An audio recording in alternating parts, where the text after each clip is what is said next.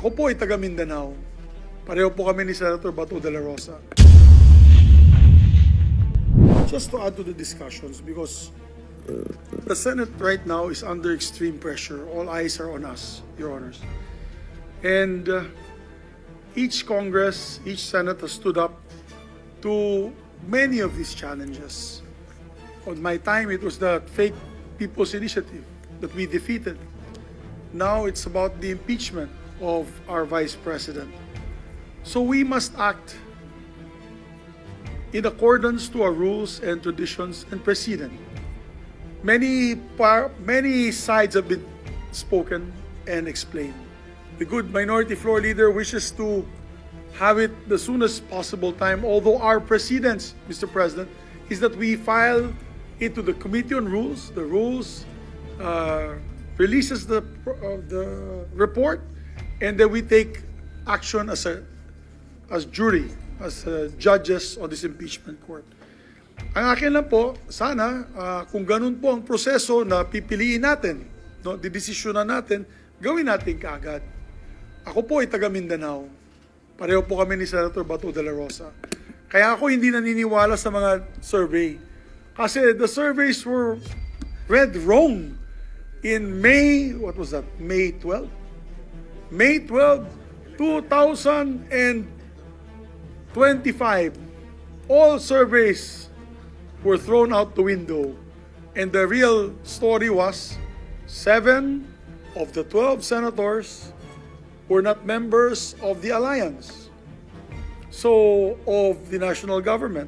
So ibig sabihin, may mensahe po silang ipinapadala sa taong, sa lahat, sa buong Pilipinas, na kaming sa tagasulok ng Mindanao at Visayas ay meron din boses pagdating sa halalan.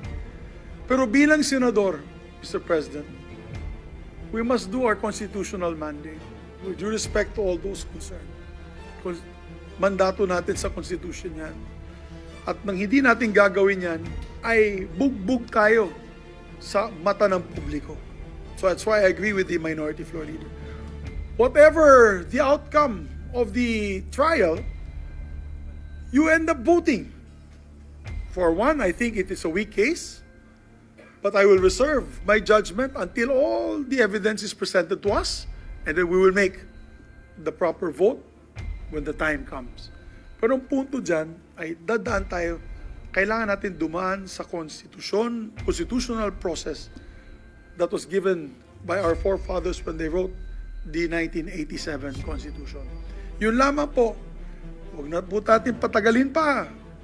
At sa tingin ko, isa pang tanong ay pwede ba ito tumawid sa 20th Congress? Personally, I've said this to the media, I said, personally, I think hindi siya pwedeng itawid sa 20th Congress. Na kung pwede, pagdebatihan na natin yan ngayon. Kung gusto nyo, hanggang petsa 30 ng Hunyo, araw-gabi, nandito tayo. Pero kasi, meron pa mga constitutional questions with the Supreme Court. So, my point being is, let us follow our constitutional mandate of the Constitution. So I agree with the minority leader, but at the same time, I also agree with our colleagues, Mr. President, that proper procedure should be followed. Para pabilisan na lang natin yan. Para malitisan natin na maayos, mapakinggan natin ang mga ebidensya, kontra at pabor sa ating mahal na Vice Presidente, and then we make the decision at the proper time. But I don't think we can skirt from our constitutional duty. I'm not a lawyer. I'm an agriculturist. But I truly believe when I took my oath to defend and protect the Constitution, we must do so without fear or favor. Yun lamang. At the end of the day, this is a political exercise. Buboto tayo. Di buboto tayo. Tama? Minority Leader? Yun lamang po, Mr. President. I just had to weigh in. Because the Senate, I love the Senate. I love this institution. And I don't want to see all the brickbats that are being thrown to us saying that we are not doing our duty. We must stand up, rise to this occasion, and do our duty. Thank you, Mr. President. Thank you, Senator Subiro. Before we dispose of the matter pending at hand, President, I think Senator Grace po is seeking the floor. Is recognized.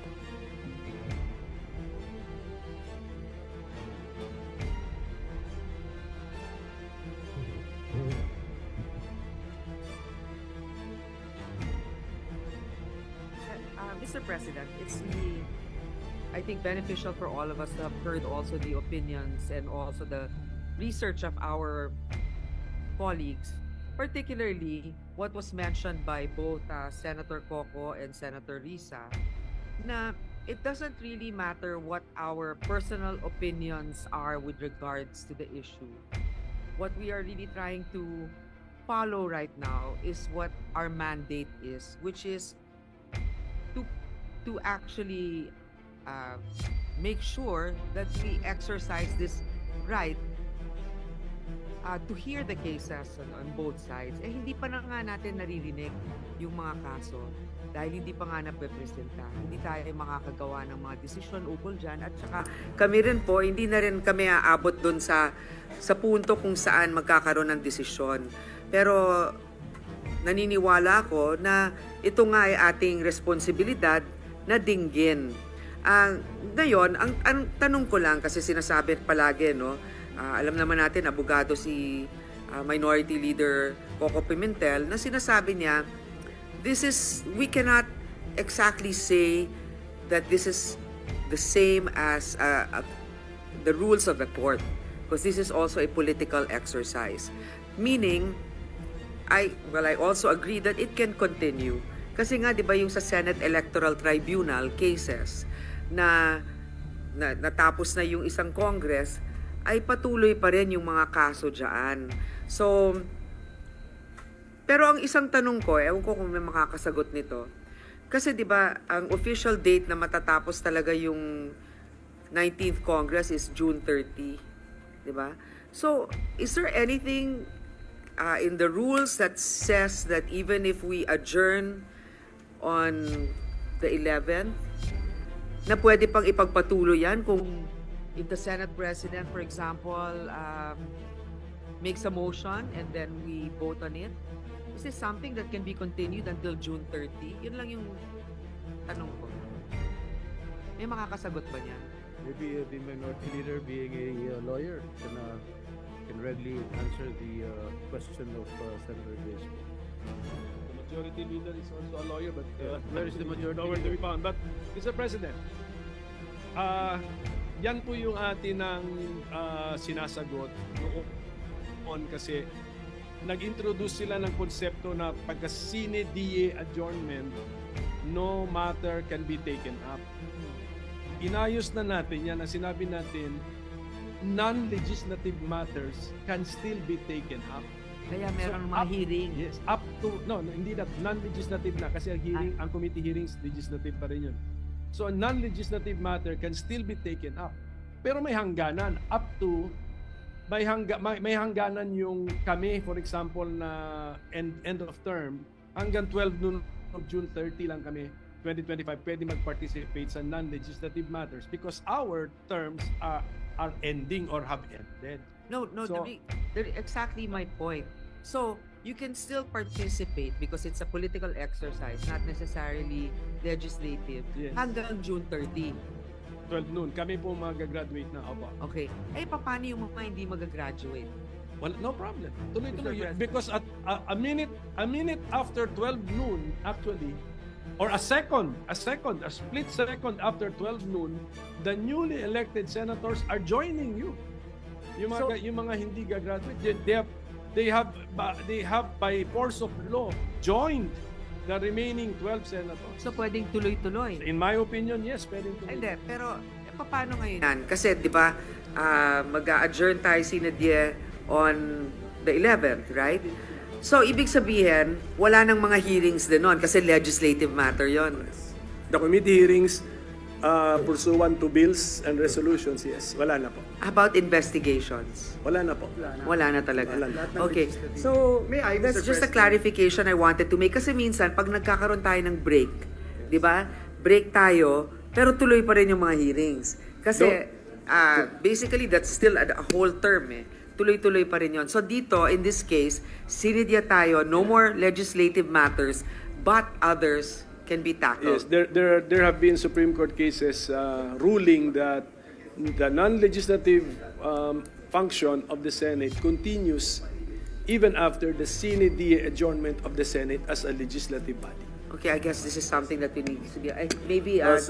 the Mr. majority President, leader can clarify. just to put some meat to Senator what the Joel. minority leader is talking about, I am not a lawyer, but as a student of history, the impeachment court is sui generis, a class of its own, and as mentioned by the minority leader a while ago, the Supreme Court decision, Pimentel Jr. versus Joint Congress, Mr. President, napakaklaro po doon that the adjournment does not necessarily affect its non-legislative functions. Doon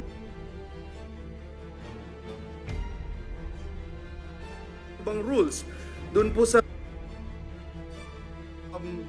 yung Senate rules as provided in Rule L, Section 135 of the same, nakalagay po doon, the Senate can carry over an impeachment into a subsequent Congress.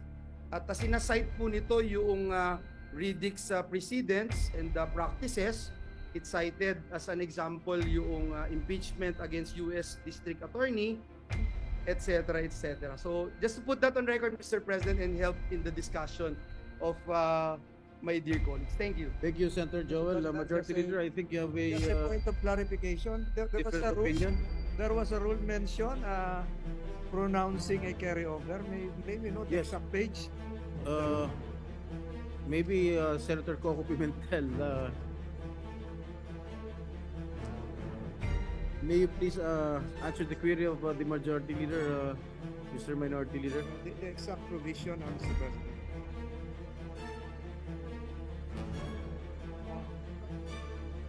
I don't know the exact provision because I've been scrutinizing this for the last several days. Are you referring to the rules of the Senate? That's what As mentioned earlier, Mr. President, yung suppletory, Mr. President, yung Riddick's precedents and practices. Yun po yung binanggit natin. Yes, Mr. Which is suppletory to the Senate rules as provided in Rule L, Section 135, Mr. President. Thank you. Just a quick retort, Mr. President. If with the permission of Senator Grace Poe, who still has the floor.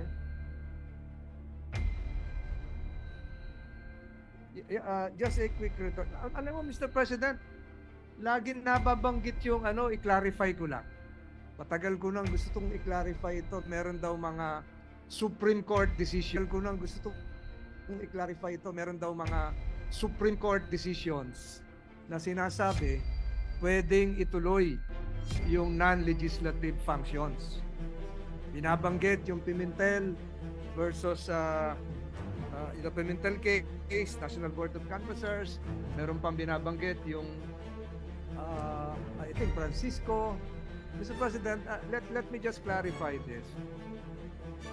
For the sake of academic and scholarly good atmosphere for law students and members of the bar as well. Alam niyo po, yung mga binabanggit na non-legislative functions wherein the Supreme Court allowed the continuation way beyond the period of or the lifespan of a Congress refers to a periodically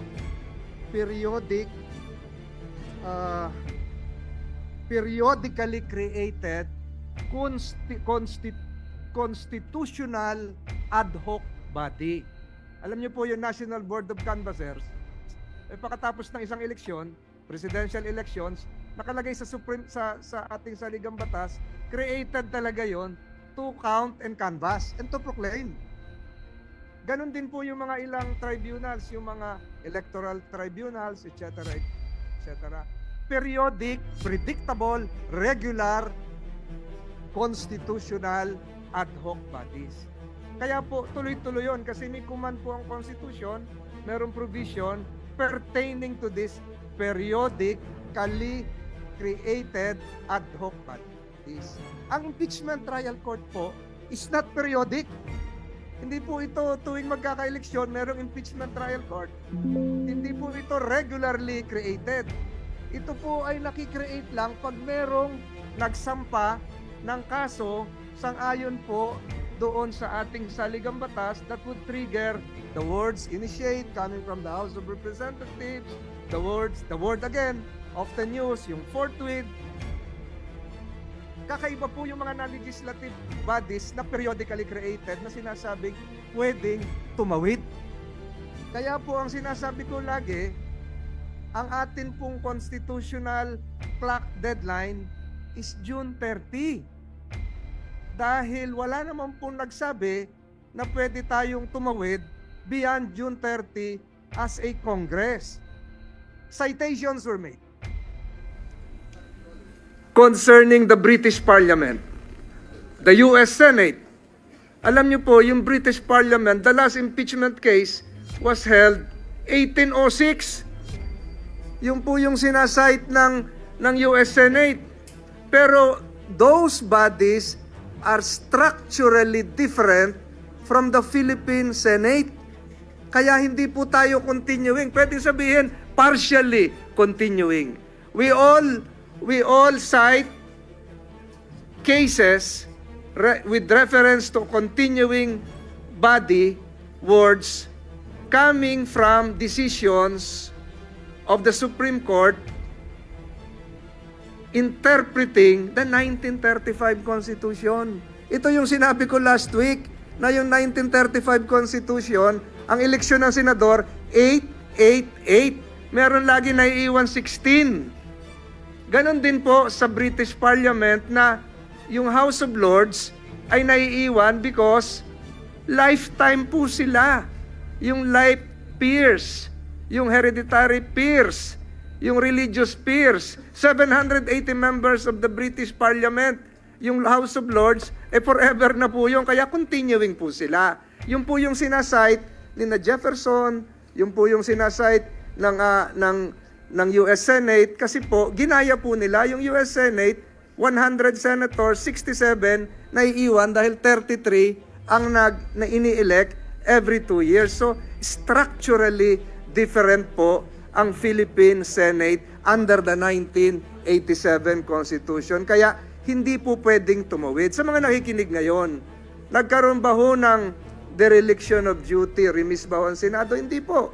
Naniniwala po tayo. Sinabi kanina na sinimulan po ni Senate President. Ako nga po kanina, for the information of this body, para po magkaroon ng semblance of rules, sinabi ko, we can do this in 19 days. I filed Senate Resolution 1367 para makita kaya natin gumawa ng trial calendar. Sabi nila, napakabilis yung 19 days. Si President Trump na impeach 5 days. Si President Clinton, maigsidin po yun. So, ibig ko sabihin, Mr. President, we can still start the impeachment process, but I stick to the constitutional precept that we cannot carry over. We cannot allow a crossover or carry over because it is not part of the Constitution. We can only interpret the word as enshrined in the Constitution. I'm sorry, Senator Grace, I've taken much of your time. No, I just actually, responded to some queries, statements made a while ago, and just to spread this into the record before we again ask the good minority leader to perhaps rephrase his motion. No, I think it's very important for us to hear all sides with regards to the matter. And just to clarify, what the gentleman from Cavite is saying, that sige, dinggin natin ito hanggang 30th ng June, pwede. Huwag lang tayo lalagpas doon sapagkat hindi na pwede. Correct. Okay, ngayon, ito yung tanong ko, yung sa respondent, meron siyang apparently 10 days para sumagot, di ba? Hindi pa na-file na ba sa Committee on Rules dito? Not yet. So, has she been notified already of what she has to face, and has the 10 days started? Not yet, right? Not yet. Okay, so meaning, if let's say we start on the 11th, which is Wednesday, or even tomorrow, which is the 10th, so hindi pa talaga sila pwedeng humarap hanggang 20th. Kasi 10 days eh. Di ba? So, pwede ba tayo magkaroon ng hearing na yung respondent ay hindi pa ready with her reply? I mean, is there a process within the impeachment that does not require the respondent to be present yet. It's just the presentation of, I don't know, evidence. I mean, this is just a parliamentary query. Meron po kasi magko-constitute nga as an impeachment court at manunumpa. Manunumpa yung Senate President as the presiding officer of the trial court. Manunumpa rin po lahat tayo. So hanggang panunumpa lang. How about the presentation of evidence? Pwede ba? Wala pa ho. Wala pa ho. Yung presentation ng articles of impeachment to be done by the panel of prosecutors. Yung susunod-sunod, pag nagkaroon na ng joinder of issues after the submission of the answer, doon na po matitrigger po yung iba. Yung prosecution has the right to reply.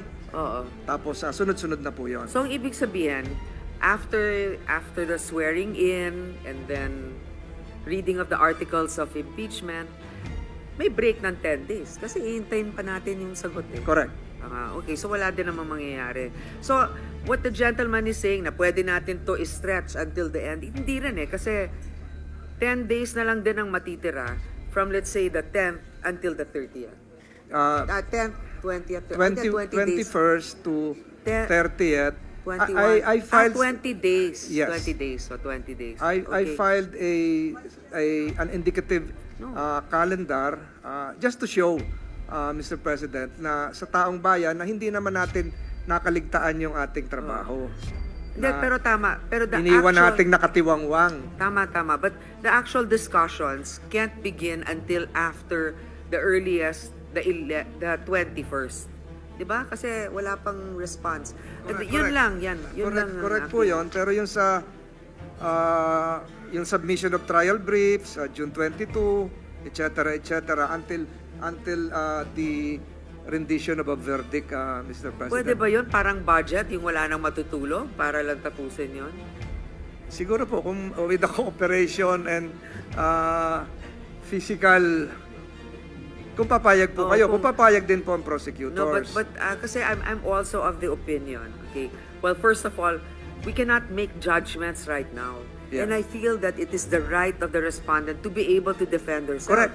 And in fact, we can never say whether guilty or not kasi hindi pa nga natin alam eh. Correct. And the respondent herself is saying na give her a chance also to be able to confront. I mean, she's confident about it. But I agree with the minority leader that kung yung Senate Electoral Tribunal, which is actually, of national interest, but maybe not as much as this one, na itatawid natin for other congresses, and even in the US, natatawid din yung impeachment to the next Congress. I know what you're saying, there's no term limit in the US, pero I think, again, may mga nakausap akong members of who served before in the Supreme Court. This is a political exercise. It's not, I guess it's not bound by very strict rules of court. So, yun lang.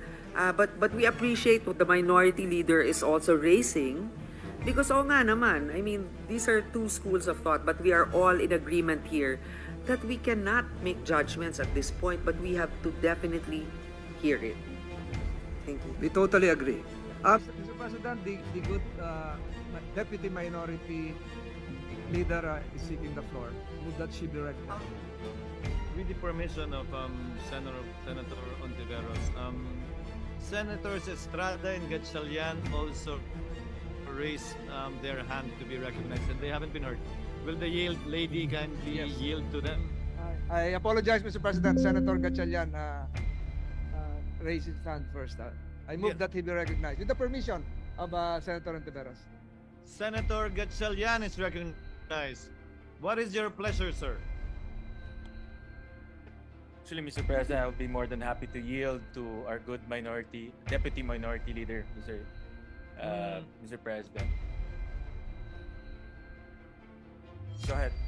That being the case, the Honorable Ontiveros is recognized. You may proceed, ma'am. Salamat, Mr. President, at salamat sa good gentleman from Valenzuela. Paalala ko lang po yung motion ng Minority Leader ay to convene at this very moment. At gusto kong ibalik sana yung atensyon ng lahat doon. Pero dun sa sinabi na rin naman ni Majority Leader, binanggit nila yung ilang mga kaso na dinesisyon na ng Korte Suprema. And these are Chavez versus Judicial and Bar Council at saka Pimentel Jr. versus Joint Committee of Congress, kung saan sinabi lang naman ng Korte Suprema dun sa una that impeachment is a non-legislative function of the Senate.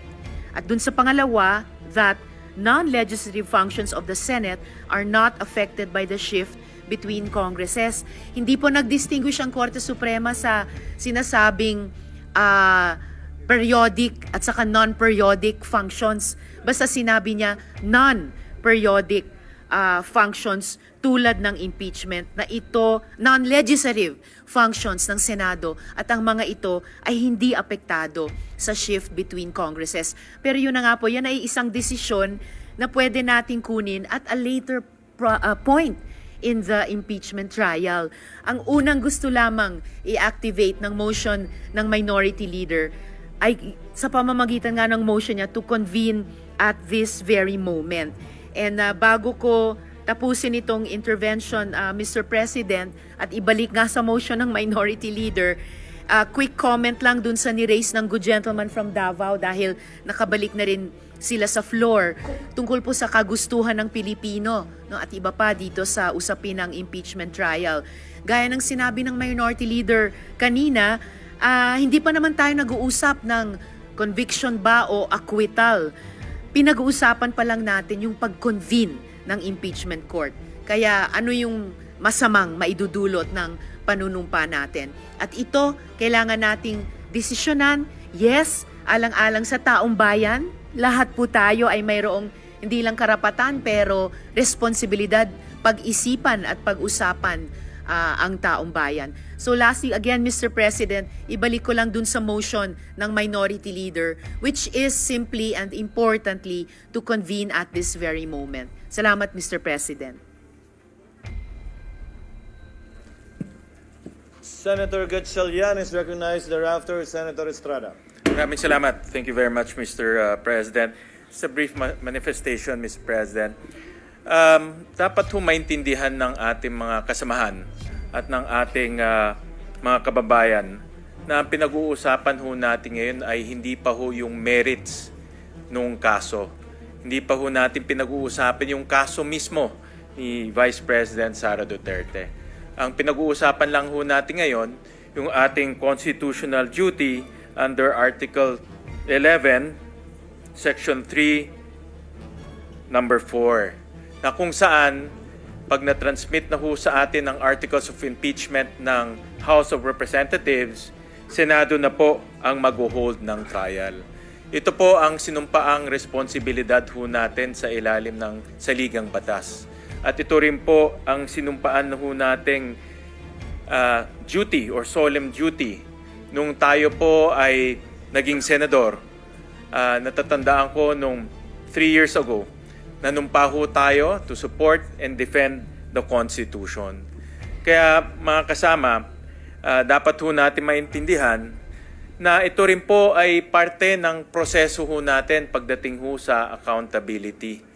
At napakahalaga po ang proseso. Para sa akin, ang proseso ay isang bagay na dapat ho natin sundin dahil ito po ang magpapatibay po ng ating sistema ng demokrasya. Kung titignan ho natin, di malayong lugar, dito po sa Asia, sa South Korea, kung nagkaroon rin ho sila ng impeachment process ho doon. Yung kanilang Pangulo ay na-impeach. At nung yun po ay nangyari, katulad rin po sa atin, marami rin po lumabas sa kalsada, marami rin po nagpapahiwatig ng kanilang saloobin, at mukhang magulo pag nanonood ho tayo ng telebisyon. Pero kung tatanungin ho natin yung mga investors, tatanungin din ho natin mga kaibigan ho nating South Korean, kampante ho sila na hindi ho mangyayaring isang napakalalang gulo sa kanilang lugar dahil alam nila ang proseso ay nasusunod. Yung proseso ng impeachment sa kanilang bansa ay nasusunod. At ganun nga ho ang nangyari. No, nagkaroon ho ng pagdinig, na-impeach yung kanilang Pangulo, nagkaroon ho ng isang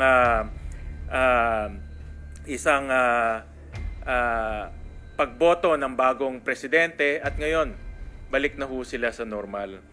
Kaya mga kasama, ang aking punto ho dito ay ang proseso ay napakahalaga para po maging matibay po ang sistema ng demokrasya ho natin at higit sa lahat magkaroon ng malinaw na pananagutan ang mga personalidad na binigyan ho natin ng tiwala para po manilbihan sa ating bansa. Hindi lang po ang impeachment ay hindi lang po limitado sa Presidente at Vice President. Kasama ho dito members of the Supreme Court, members of the Constitutional Commission, ang Ombudsman ay kasama ho dito. Kaya kung ano po ang ginagawa ho natin ngayon, ay ganun rin pong pananugutan na gagawin ho natin sa ibang personalidad kung sila po ay magkakasala. Kaya mga kasama, muli, ito po ay hindi na po nating desisyon o hindi na po nating choice. Ito po ay ang ating constitutional duty at ito po ay ang ating sinumpaan na responsibilidad nung tayo po ay naging senador. At meron po rin akong isang katanungan sa ating minority leader, no, ang movant nitong motion ho natin. May mga narinig rin po ako sa television kanina na ito pong articles of impeachment ay tila merong constitutional infirmity. At gusto ko siyang tanungin dahil hindi lang ho dahil siya po ay movant, alam ko nag-top rin ho siya sa bar once upon a time. Kaya gusto ko malaman gusto ko marinig ang kanyang opinion na meron ba hong kapangyarihan ang Senado para po desisyonan kung ang articles of impeachment ay dapat po dinggin o hindi dinggin dahil po sa mga komplikasyon or constitutional infirmities na opinion po ng ibang mga abogado. Senator Pimentel may respond. Yes. Since I also want to respond, Mr. President. Well, I'm proceeding from my analogy of the Senate as a court, as the impeachment court. So meaning to say, we will allow the respondent or the impeached officer to put all of his or her objections against the case, against her in her answer. In her answer to the articles of impeachment. Lagay niya lahat doon. So therefore, if that is now my answer to the gentleman, that means that we can resolve such an issue as the impeachment court. So tama yung motion ko. If there is such let's convene. Kasi actually it's really more compliant with the Constitution eh. As soon as possible, convene na natin yung court.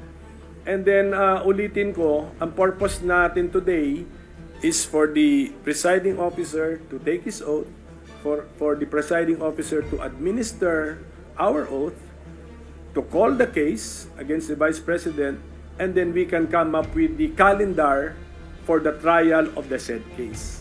So part na dun sa trial, sa calendar for the trial of the said case, kailan mag-a-appear ang House panel of prosecutors. Okay, if it will not touch the original plan of the Senate President, that means a Wednesday pa yun so June 11, Wednesday ng 4 p.m. But of course, we as a court, we can advance that appearance. Simple communication lang naman yun or notice to them to come here tomorrow. Kunyari, if should my motion prevail. But such an allegation of that the articles of impeachment is constitutional infirm and therefore should not be heard, is that within the ambit or within the jurisdiction of the impeachment court to determine under the Constitution and also as well as under our rules?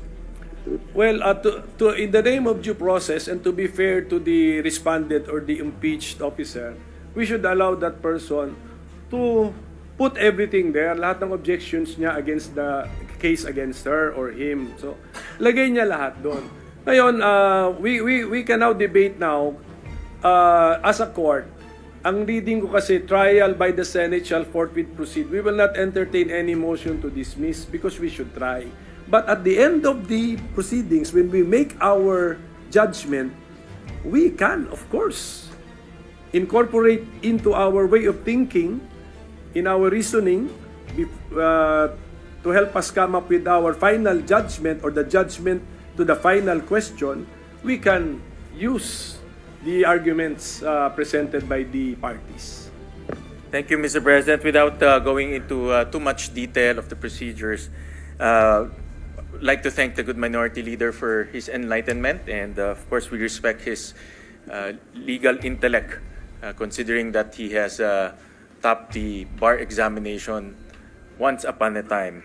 And once again, I thank the body for listening to this representation's manifestation. Maraming salamat po, Mr. President. Thank you, Senator Gatchalian. Senator Estrada? Yes, what is the pleasure of our Senate President Pro Tem? Thank you, Mr. President. Just a question addressed to the Minority Floor Leader, Mr. President, if I may. If and when the motion of the Minority Floor Leader prevails and is approved by this August Chamber, aside from the Senate President taking his oath and the Senate President administering his oath to all of us, what will happen next? Well, that means we have convened the court, and then we will have to ask our clerk of court if we have a case load. Call the case. The clerk of court, who is the Secretary of the Senate, will report to us that we have a case. And then, since we have already convened the court, we should take advantage of the convening of the court by coming up with the calendar for the trial of the said case. And then, after that, we will follow the agreed upon calendar. So we will, this August Chamber will convene as an impeachment court and will try the case during our vacation, because we are not deliberating on any legislative matter. Am I correct, Mr. President? Yes, Mr. President. We will follow now the agreed upon calendar for the trial of the case. So, convene muna nga tayo ng court, then we will now talk about the details of the calendar. So we will not discuss any merits of the case. Am I correct? For now. For now, yes. For now. Yun lang po yung purpose nun. Let us say, four purposes, four objectives. So, why we can convene as a court, or why we should convene as a court today. Number one, the Senate President will take his oath as the presiding officer. Then we will take our oath before the Senate President. We will call the case against the Vice President, and we will now come up with the calendar on how we will try the case. May I know susundin natin yun. May I know, Mr. President, what is the difference if we convene today, tomorrow, or on Wednesday? Yes, Mr. President. Una sa lahat, Mr. President, alam nyo ba ang nakaschedule na bukas ay valedictory speeches? At saka, hindi na natin alam anong nakaschedule bukas. Ngayon, pag sinabi ng Constitution, trial by the Senate shall forthwith proceed. Hindi ba mas compliant tayo, not only with the words, but with the spirit of the Constitution, if we now advance now the convening of the court at umpisahan na natin yung mga preliminaries or formalities na kailangan din naman natin gawin. Let us convene the court, Mr. President, kaysa sa nagla-last day pa tayo na may agam-agam pa na baka during the session as a legislative body, merong motions dyan or issues dyan which will now eat up our time, tapos darating na yung 12 midnight deadline na, Mr. President. And nangyari yun because nung Tuesday ay pinuno na lang natin yung ating agenda para may magawa tayo. Although valedictory speeches are important, no? Kasi para marinig nyo nga yung thank you naman namin sa lahat po ng maiiwan. But we could do that on Wednesday. So, my position is, it is more in keeping with the spirit I'm more concerned, I'm more compliant with the spirit and wording of the Constitution if we now convene as an impeachment court and do these important matters also in the organization of the Senate as the impeachment court. The chair will relinquish my position in a while in order to speak in plenary, on the floor rather. But just to answer that point of the Honorable Pimentel, kaya po in-schedule ang valedictory bukas dahil nakaschedule po yung impeachment nga dapat sa Wednesday. Mahabang usapin yun, kinilala namin yun, kaya bukas in-schedule yun.